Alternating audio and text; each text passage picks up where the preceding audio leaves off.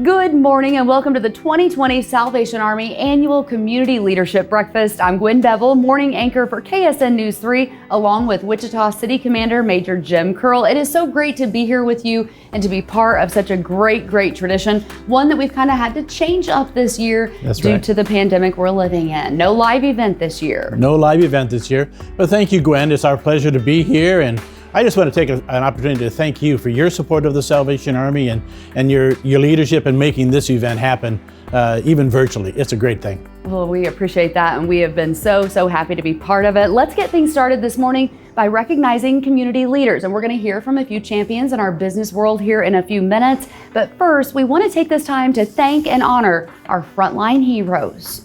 In this time of such uncertainty, one thing is for sure: we are surrounded by heroes.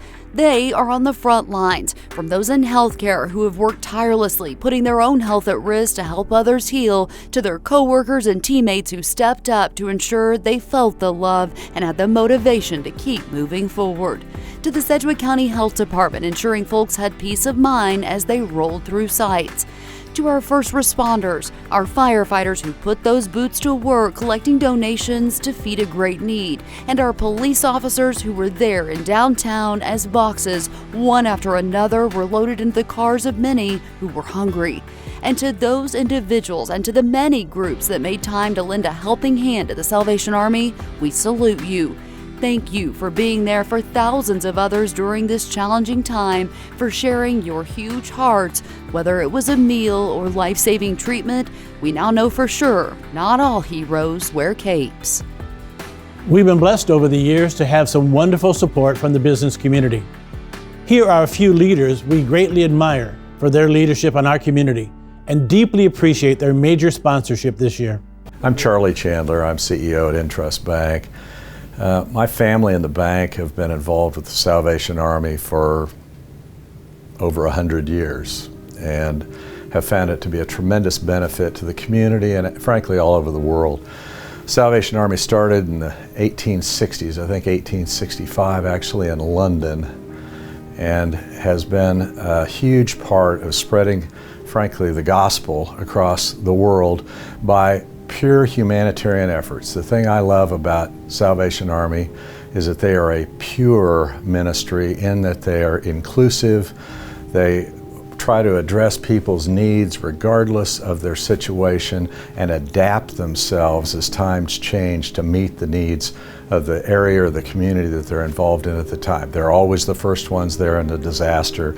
They're always the first ones to step up when there's a new need seen in the community. And they do it with incredible humility, and the commitment that the members of the Salvation Army have to what they do shows a level of belief, a level of commitment, and a level of devotion to what they do and to the needs of others that I'm not sure is matched anywhere else.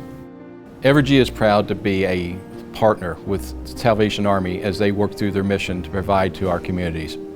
There's a slogan that they have that wherever there is need in Wichita or Sedgwick County, you'll find the Salvation Army, and that is certainly true. They are there to help restore hope and to transform lives. And Evergy, we want to be a partner with them as they do that. They're so critical, especially in these times of COVID-19 and all the things that they do to help assist in our community.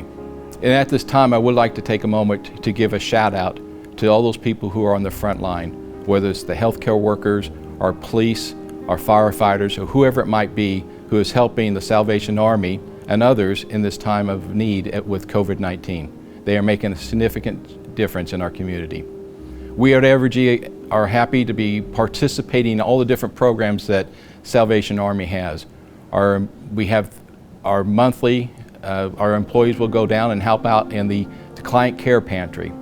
Every Christmas we help with the bell ringing. We'll be happy to see you as we set up in the Dillons on the east side and west side of town and help with the efforts there. We also do things where we are helping with the Tree of Hope and at Christmas time. We really appreciate all that the Salvation Army does in our community. We also participate with the Salvation Army in the summertime with our heat relief program, where we distribute fans to those people in need. And in the wintertime, we also participate in the Warm Heart, Warm Coat program. all the things that the Salvation Army does to help make a difference in our community. So on behalf of Evergy and all of our employees at Evergy, we'd like to thank the Salvation Army for all that they do. They are a critical part of our community and they make a difference. And that's what we all would like to do, is make a difference in our community, and we're there to support the Salvation Army in all that they do. Good morning, everyone, and welcome to this virtual Salvation Army breakfast. My name is Sam Marnick. I'm the COO for Spirit Aerosystems, and I'm delighted to welcome you today. When I think about the Salvation Army, it brings me warm, fuzzy feelings of when I was a child back in Yorkshire when I was growing up. You know, every Saturday afternoon we used to go to Grandma's house and we'd have fish and chips in the newspaper with salt and vinegar, and we'd sit on the wall waiting for the Salvation Army band to come through the village. And just like all the other kids, we used to get really excited and we used to dance and walk along with the march, as did the rest of the community. It's a real community event. Everybody came out just to see that joy and that exuberance and that feeling of coming together as a community. So fast forward quite a few decades, and here I am in Wichita, Kansas, and I'm delighted to see the strong role that the Salvation Army plays in our community. Not just Spirit, but the whole Wichita community. One of the great events at Spirit that I look forward to the most is the toy drive each holiday season, as I love to see all of our employees taking part and marching along. Whether we're marching along or we're on our motorcycles, that's a great event for our team. But overall, the Salvation Army has a key role to play in our community, now probably more than ever before. And again, I welcome you to this virtual breakfast. Thank you. You know, I'm amazed when I look at the videos that are shown of the community leaders, and I was so especially surprised by the Sam video, to realize that there's a Salvation Army connection that reaches beyond Wichita to Yorkshire, England, and the Salvation Army band is a known feature around the world, and Sam's comment to that effect was just amazing for me. It really is, Major. It's nice to see that so many people have at one point been touched, their lives have been touched, they've been impacted by the wonderful things that happen at the Salvation Army. This past year, we lost a great supporter of the Salvation Army in Martha Buford. We've reached out to the family, and we just want to do something special for her because she was special to us. From our family, we want to thank you for taking this opportunity to honor our mom's service to the Salvation Army. To Major Curl, to Craig Davis, to the advisory board, to Mom's dear friend, Liz Koch, thank you for sharing our time and our lives and our mom with all the amazing programs that you all do throughout our community. From ringing the bell with David Rogers to learning and working together with the leaders in this community, she was always so honored and so challenged to have real impact through the Salvation Army. She was an amazing example for us as her family and her children, for our community in reaching people and changing lives in ways that probably most of us didn't know were happening at the time. Since Mom's passing, we've been overwhelmed by the grace and the messages that we've heard and the stories we've heard about how Mom impacted people throughout the Wichita community. And Salvation Army will always carry a great place in the hearts and the souls and the minds of our family. So again, in these difficult times when we're not able to get together to honor the Salvation Army, we want to thank everyone for this honor. We want to thank you for sharing our mom with you, and we look forward to continuing the great work that Salvation Army does throughout our community, throughout our country. Again, thanks to everyone. Martha Canterbury Buford, better known by her intimate friends and family as Oh Dear. But for me, it was more like Dearest Martha.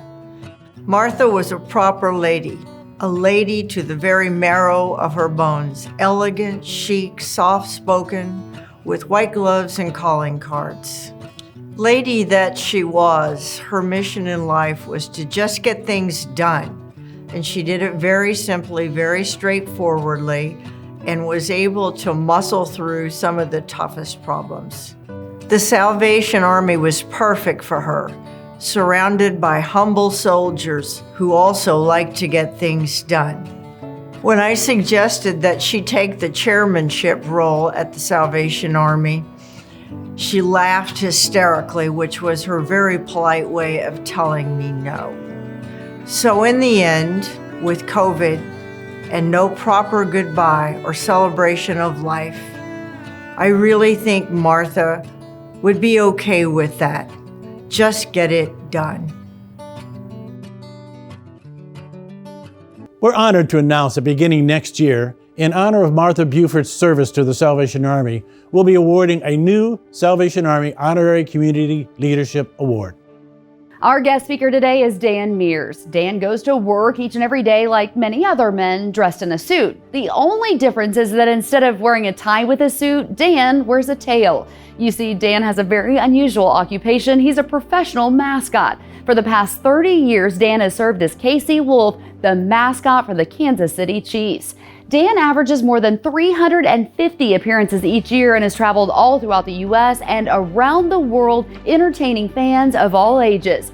In 2006, Dan became the first NFL mascot inducted into the Mascot Hall of Fame. When he started his career with the Chiefs back in 1990, Dan never dreamed he would still be wearing a costume 3 decades later. As Dan's wife likes to say, old mascots never die, they just smell like it. Hey, well, it's great to be with you all today. You know, as Gwen said, my name is Dan Mears. I live in Kansas City. Back in Kansas City, I'm kind of known as the guy that's got the strange occupation. I'm a mascot. Now, when you're a mascot, it's kind of funny. There's 3 questions that people always ask. As soon as they find out what I do, seems like they always ask the same 3 questions. Number 1, and this is how they say it, is that your real job? Yeah, that is my real job, believe it or not. It's how I support my family. Number 2, is it hot in your costume? Yes, it is. If you get close to a mascot, you'll know it's hot in the costume. Most of you know this, but mascots, we use a special cologne. It's called Febreze. You can get this at Walmart, but we use a lot of this.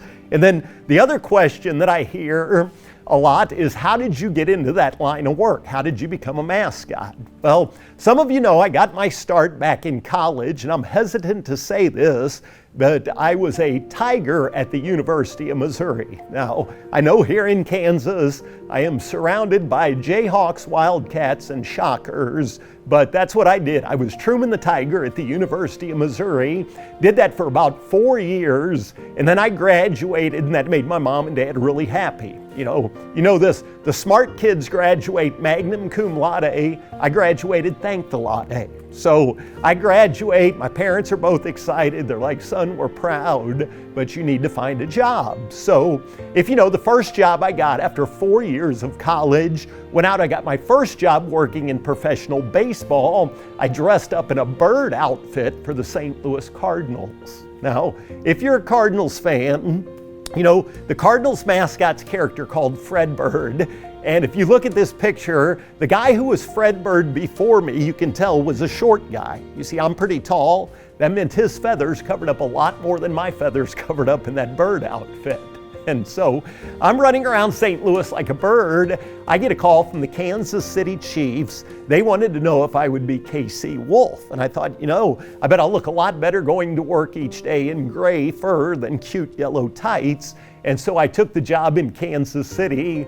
And I've been with the Chiefs. I just finished my 30th season with the Chiefs this year, and we finally won the Super Bowl. So I've been waiting a long time to get to say that. But I love what I do. You know, people always ask, you know, what's the best thing about being a mascot? Well, number 1, I get paid that goofy, which is nice. Used to get in trouble for that in school. Now I get a paycheck for it. So there's hope for some of your kids and grandkids out there. Number 2, I tell folks I go to work in a suit and a tail instead of a suit and a tie. I want you to know I never look this good for work. I did this for you today, so I hope you appreciate this right here. Number 3, I get to meet all the Chiefs players, get to know those guys, which is interesting. And number 4, I get to hug all the Chiefs cheerleaders too, even though I don't do that near as much, because about 27 years ago, this wolf got married to a fox, and the fox does not like me hugging cheerleaders any longer. And as a matter of fact, I've got a picture of my wife I wanted to show. Here she is. Yeah. You can tell we've been married a long time. We're starting to look alike after 27 years together. But I got a better picture of me and my family. This is me on steroids. And here's a picture of me back off steroids again. But my wife's in the red. And as you can see, we've got 3 great kids. My oldest daughter in the green. She just graduated from college last year, so I've now got one off the payroll, which I'm excited about that. She lives in the St. Louis area. My son, he goes to Pitt State in Pittsburgh, Kansas. He is studying to be a doctor next year, and so he's going to be in school for a long time yet. And then my youngest daughter, she is the athlete in the family, and she plays volleyball at Louisiana Tech in Ruston, Louisiana. But I love being a dad. All 3 of my kids got to bring me in for show and tell back in kindergarten, which was a lot of fun. And I even got to trick or treat with my kids about 15 years ago. And of course my kids, I went as the big bad wolf. The kids were the 3 little pigs that year. So had a good time. But you know, I love what I do. Being a mascot's a lot of fun. But I once heard this, that if you ask a man his occupation, all you do is you find out how he pays his bills. But if you ask a man his preoccupation, then you're going to discover the passion of his life. Now, my occupation's mascot. I pay my bills running around in a costume. But my preoccupation, what I am truly passionate about in this life, I tell people, for me it is simply 3 things, and that is my faith, my family, and using my life to make a positive impact in this world that I live in. You know, in the back of my Bible, I've got a quote, and it says this. It said, God did not put us on earth just to make a living. He put us here to make an impact. And I believe that. And that is, as Christians, we're called to be difference makers in our world. We're called to make an impact. And that's why I'm excited to be partnering with the Salvation Army, because I know that is a ministry that is making an impact in the lives of many, many people all across this nation. And you know, as I was thinking about what I wanted to share today, I thought about a quote. This quote is on my desk at Arrowhead Stadium, and it says this. It says, "Your life is like a coin. You can spend it any way you wish, but you're only going to get to spend it one time, so spend it wisely." And you know, I love that quote because that quote reminds me every day that I get to make choices, right? Every day I get to choose how I'm going to live my life. You know, I'm the one that's going to decide again today how I spend my coin. And you know, the older I get, and I am getting older, I hate to admit that to people, but I just turned 40 13 years ago now. So I'm now in my 50s. So you know what that means? Got my first colonoscopy.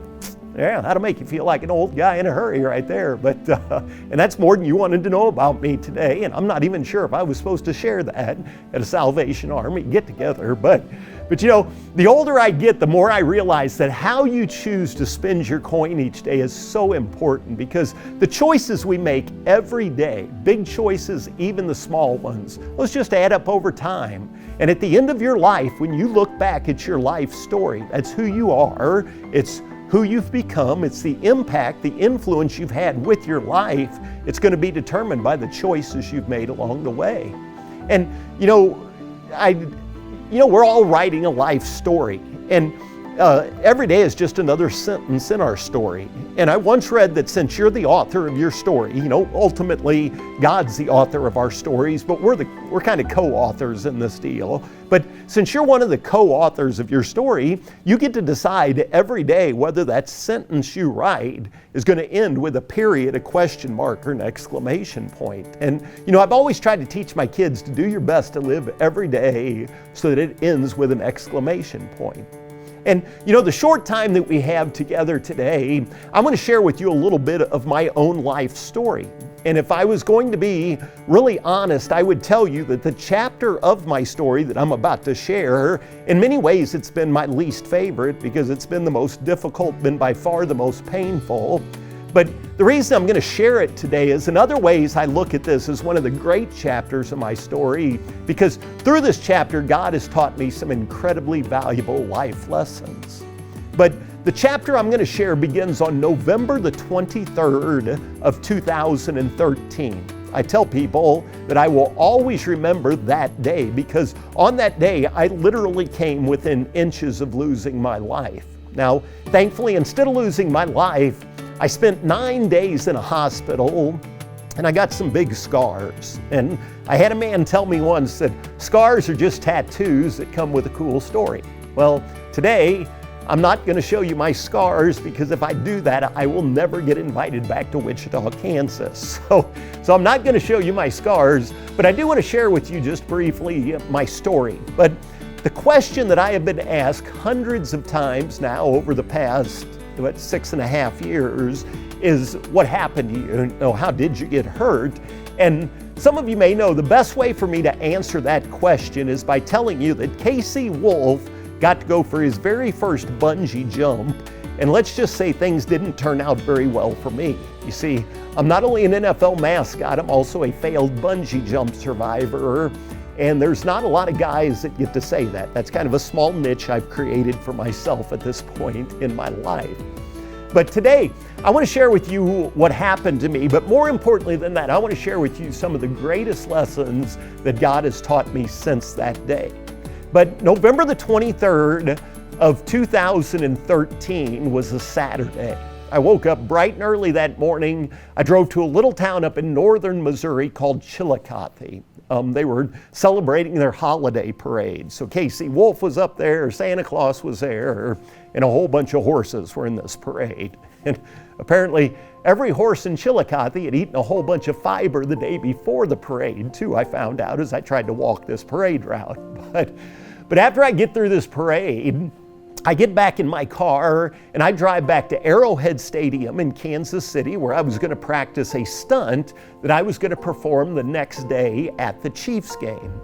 We were going to play the San Diego Chargers, who are now the LA Chargers, and I was going to bungee jump and zip line into the stadium. Now, how that works is we hire a company that comes in and they set up a zip line. The zip line attaches to the lights at the top of the stadium, stretches all the way across the football field to the lights on the other side of Arrowhead, and then they attach a bungee cord to that zip line. Okay, I know that's kind of hard to understand, but the plan was for me to dress up in my costume. I was supposed to jump out of the lights at the top of Arrowhead. I was supposed to fall for about 20 feet. The bungee cord was supposed to catch me, bounce me up, and then I was going to zip line out across the field. Well, unfortunately that day things did not go the way we planned because when I jumped out of the lights, instead of falling 20 feet, because of the slack that they had left in the zip line, I fell approximately 70 to 75 feet and I hit the seats in the upper level of Arrowhead Stadium. I hit the seats so hard that I knocked 2 of the seats out of the concrete. But after I hit, I still remember this. My body, I guess I went into shock. I was just shaking. I was just trembling and I was really struggling to breathe. And I'll be honest, I was scared and all I wanted to do is get down at this point. Well, unfortunately, if your bungee cord is attached to a zip line, there is no way to get down halfway through this ride. It's kind of like a roller coaster. So if you go to a theme park and you get on a roller coaster, you're not going to get off the roller coaster until the ride comes to a stop. Well, the same was true for me that day. I jumped out of the lights, I fell, I hit the seats. At that point, the bungee cord then pulls me back up, and then I start to zip line out over the football field.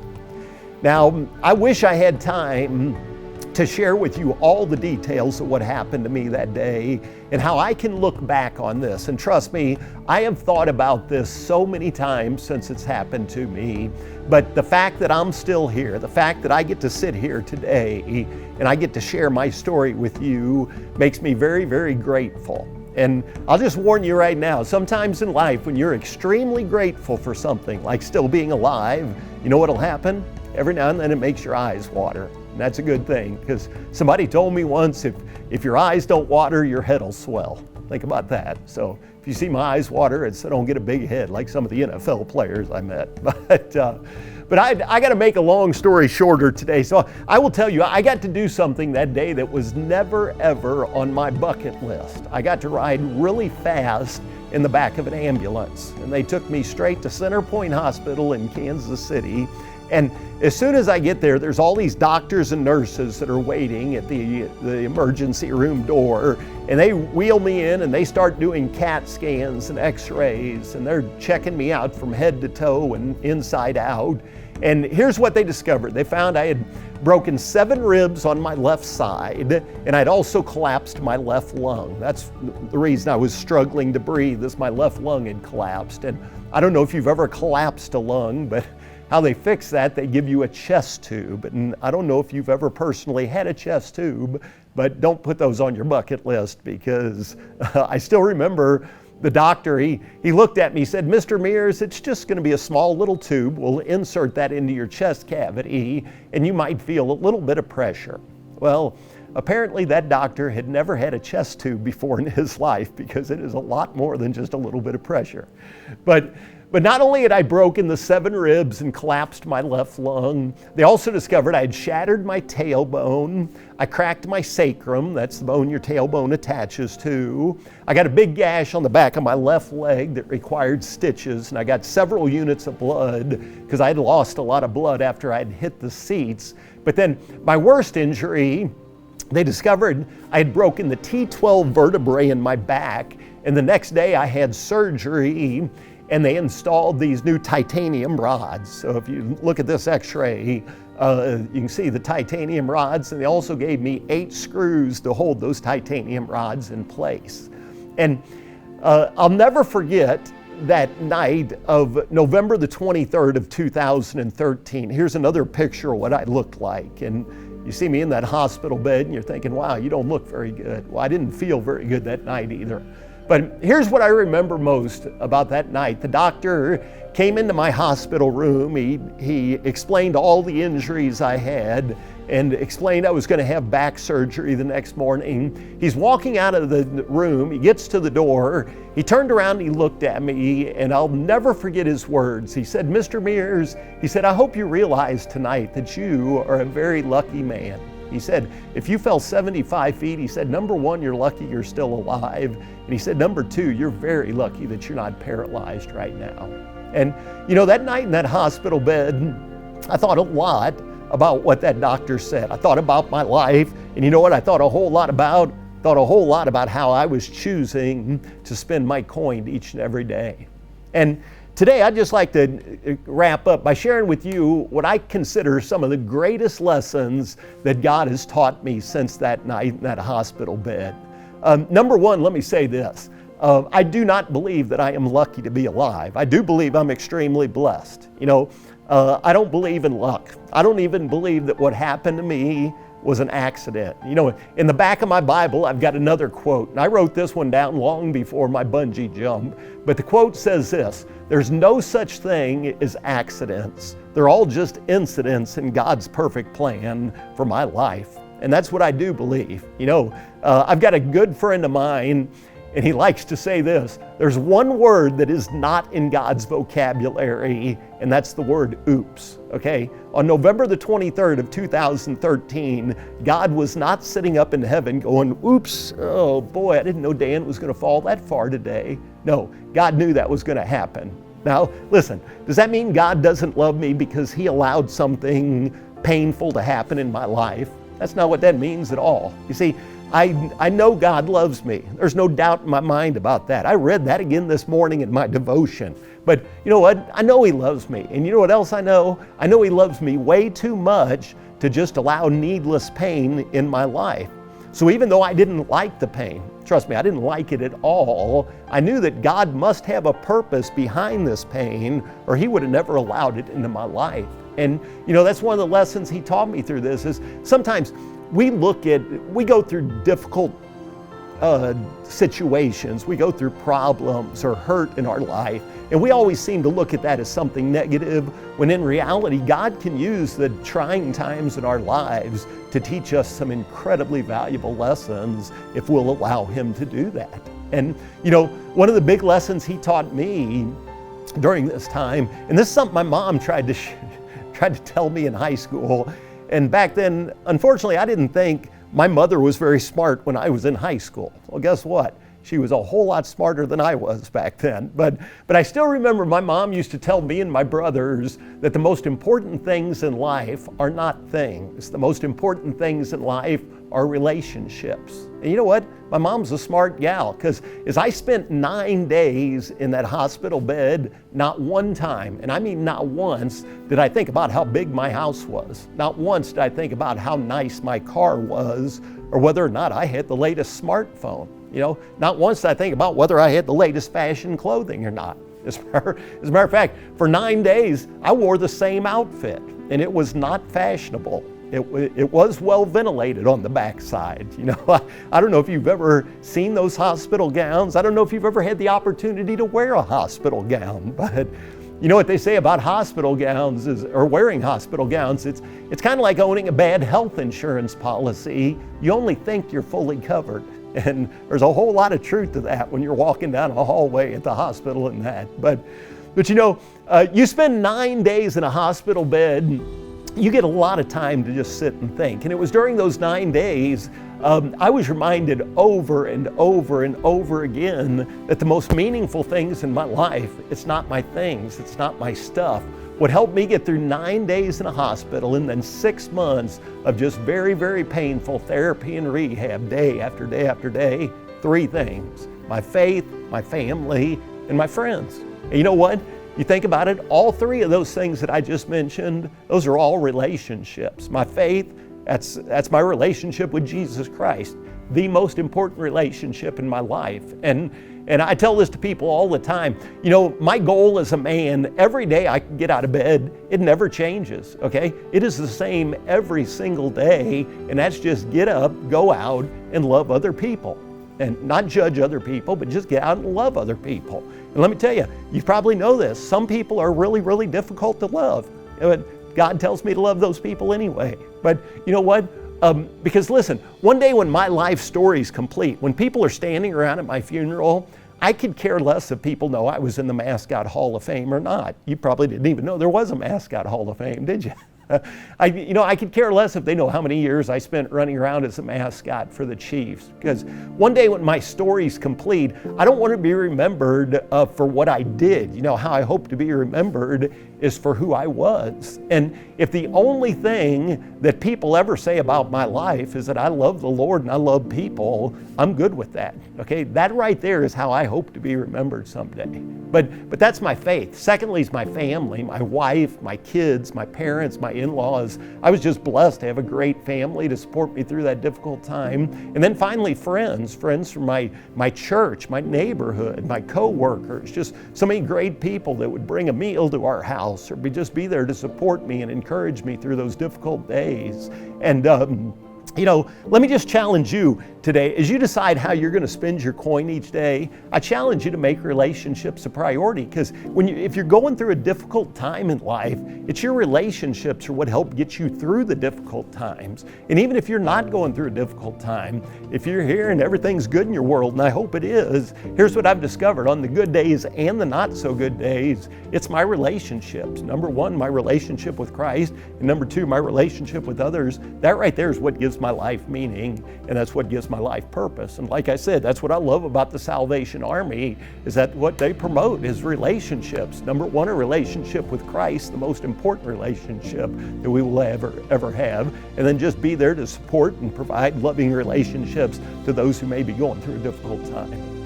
And then let me share with you finally one last lesson I learned, and I learned this in January of 2014. So this is just a couple months after my bungee jump. I'm on my way to another physical therapist appointment. I used to call him my physical terrorist. If you've been to one, you know why. But I'm on my way to another appointment and I'm feeling sorry for myself. I don't know if you have ever personally lived with pain. I still live with pain. And listen, it's no fun. You do not get a vacation from it. It wears you out physically, emotionally. A lot of days are discouraging, and then once in a while you get days that are just flat out depressing, okay? And this is one of those days. I'm driving to another appointment, having a pity party. And by the way, those things never work. And I'm listening to the Christian radio station. This radio personality comes on and he says this. He says, every morning that you wake up, everybody's got something to complain about and everybody's got something to be thankful for. He said, whichever one you choose to focus on is going to determine your attitude for the day.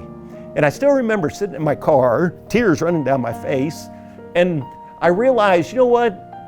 I just learned a valuable lesson. God just taught me a valuable lesson right there. I learned that, yeah, I guess I could sit around and I could choose to complain about my 7 broken ribs, or I could be thankful I had 17 good ones that weren't broken yet, right? It can always be worse, you know? I realized I could complain about my collapsed left lung that still wasn't back to normal. I wasn't sure what was going on because I couldn't see it, but something wasn't right yet. Or I could be thankful I had 2 lungs, my other one was working just fine. I realized that, yeah, I guess I could complain about all the new scars that I now have on my body, or I can be thankful if I keep my pants and shirt on like I'm supposed to, nobody gets to see those scars anyway, right? But, you know, that day I wanted to complain that once again I woke up with all this pain in my back and my tailbone, my ribs. But for the first time since my bungee jump, I actually stopped that day and I told God thanks for my pain. And by the way, that's really hard to do. I think I'm pretty good about saying thank you for my blessings, but saying thank you for pain, that's hard. But I did. I thanked him because I realized if I couldn't feel pain, I'd be dead or I'd be paralyzed. And then I thought about that, death, paralysis, pain. Guess what? I got the best one out of the 3. You know, Mother Teresa once said, it's okay to have pain in your life. It's not okay to be one. I love that quote right there. That quote reminds me, it's okay if I've still got a pain in my rear. It's not okay for me to be a pain in your rear, right? You know, we've all got pains in our rear at times. Just love those people anyway. But I tell people, I feel best when I'm active, you know. I still live with pain, but I feel best when I'm active. So if you come to a Chiefs game next year and you see Casey Wolf running around in costume, trust me, I feel a whole lot better than if I just sit around. If I sit around, everything tightens back up, everything hurts again. Now, here's the bad thing about sleeping. That's not a lot of activity. That's lying flat on my back for 7 or 8 hours. So I mean, every morning I wake up with this pain, and every morning, before I get up and do my little stretching routine that helps out a little bit, but every morning when my alarm rings, I realize I get to make a choice. And by the way, you get to make this exact same choice. But as soon as my alarm rings, I realize I can wake up, I can choose to rise and shine, or I can rise and whine. And you know what? I don't want to be a whiner, because whiners do not make a positive impact in this world. Whiners do not have a positive influence in the lives of others around them. And what's the good book tell us in Matthew 5:16? Let your light so shine before men that they may see your good deeds and praise your Father who is in heaven. That right there, that verse, is what I want my life to be about. I want my life to make an impact. You know, we live in a world today, I meet a lot of people. I meet a whole lot of people in my job. And I know you meet a lot of these same people that they go through life and it's almost like their buckets are empty. You know what I'm talking about? They seem discouraged, they seem depressed, they wonder, you know, does my life really matter? Does anybody really care? And you know why I think that is too often in this life, we go through this life and we're passionate. We get passionate about things that don't really matter. And then we're passive about those things in this life that really should matter. You want to be a difference maker in your world? You want to make an impact right here in your community? Then here's my challenge to you. Learn to live your life for the things that truly matter. Because I will tell you, it's a rewarding way to live life. It's why I do what I do. Don't get me wrong, I love football. I love that Super Bowl thing is really, really cool. If you ever get the opportunity to go, I'm hoping I get to go several more times here now that we got Patrick Mahomes signed for a while here. But you know what? That Super Bowl is cool. I love football. But you know, that's not why I keep doing this job. The reason I do this job is every day I get the opportunity to go out and hopefully make this world just a little bit brighter place for the people I meet at hospitals, at nursing homes, at schools and churches. And listen, you don't have to be a professional mascot to do that, okay? You don't have to travel to the other side of the world to do that. You can do it right in your community, in your homes, your workplaces, your community, like I said. And you know, you don't have to be the CEO of a company. I don't care. As a matter of fact, I don't care if you're the CEO of a company or you're the custodian. I don't care if you're the head coach of your team or you're a team mascot. Every one of us each day has an opportunity to make this world just a little bit brighter place by the way we choose to live our lives and the choices we make. And so, like I said, that's one thing I love about the Salvation Army and the work that they do is that they're making an impact in the lives that are of those who are less fortunate, those that are going through a difficult time. And I just encourage you to get behind that and support them in any way you can. Thank you so much for the opportunity to come and to share. One reason I love sharing with you, you all have been a lot better behaved than the Chiefs fans I work with at Arrowhead Stadium. So, but again, thank you for letting me be a part of this year's banquet. It was such an honor to meet Dan when he was here at our KSN studios, and what an inspirational man Dan is. It is the great message that he shared with us, the encouragement that he gives to us, the challenge that he puts before us is pretty amazing. And I think you want to hear from some of our people at our location. And I want to talk to you about a couple folks, Jamie and Jill, who work for the Salvation Army. Hi, I'm Jamie Scott, and I'm the Director of Homeless Services for the Salvation Army in Wichita, Kansas. Last year, we were fortunate enough to be able to serve 300 people in our emergency shelter. We can house 28 people in those emergency beds, and we house them for about 30 to 45 days at a time. While they're here, we offer case management services, we offer referrals to other agencies here in town, and we offer stability for them to be able to save a paycheck or two, get an income, and be able to move out into their own home. We also offer a transitional housing and rapid rehousing program.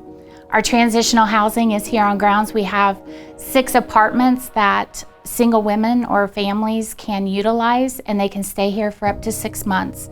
While they're here, they can participate in educational activities. We can help them with work costs. We can help them find childcare for their children and help with that expense so that they can go back to work. And again, they're able to save their income and pay off some bills before moving into the community if they have those. And then our rapid rehousing program is out in the community. We serve at least 8 families at a time, and they go and they find their own apartment of their choice. And then we walk alongside them and do case management services, also providing different resources for them in the community, just making sure that they have some help as they start their new journey out in their community. At any given time, we are able to house 28 to 38 people in our facility downtown. We have 24-hour staff that are here to be able to help folks if they need anything during their stay, but they're also here to get calls from the community and to help individuals who are needing something at any time of the day or night. If we are full and we're unable to house people and they are needing services, we make sure that we make a contact with another shelter here in town to see if they would be able to help. No one leaves our facility without getting something, even if it's just a meal or a bed to sleep at night or someone just to listen to what they have to say. Through the pandemic, we have been open 24 hours a day, 7 days a week. We have not missed a beat. And we've been able to do that because people out in the community are so generous in being able to donate and help keep us open. It has been so important because the folks that we serve are a high-risk community. And at this point, we have been able to make sure that everybody has been able to remain safe and not sick. So with the help of all of you guys, we have been able to do that, and we say thank you. And we say thank you to everyone who has worked alongside of us in the community to make sure our folks have stayed safe, to come out and do testing when we needed that testing done. At the drop of a hat, we didn't have to wait. So to all of the healthcare workers and everyone else working tirelessly for our community, we appreciate you and we thank you. I'm Jill Skaggs. I'm the Director of Emergency Social Services with the Salvation Army in Wichita, Kansas. So thank you for everything you do to help us serve our families here in the Wichita area. So Emergency Social Services, we have 3 locations in Wichita. We're able to serve our families right in their community. And we traditionally do food. We help people get identification, which includes their ID and birth certificates. We'll also help their family get that. We help with employment, bus passes, gas cards, as people get a job so they can get to work until they get paid. And then we also have been blessed with being able to provide some work boots, and we have a relationship with Shoe Show to do that. And the main thing we do is rent and utility assistance. So those are the main things that we've done through Emergency Social Services. And we've been very grateful, and thank you as donors for making that happen. We continue to need your prayers and support for our families as we serve our community. So during the pandemic through COVID-19, we've been very fortunate. We have not had to close. We have adjusted our hours and our ability for people to come in the building.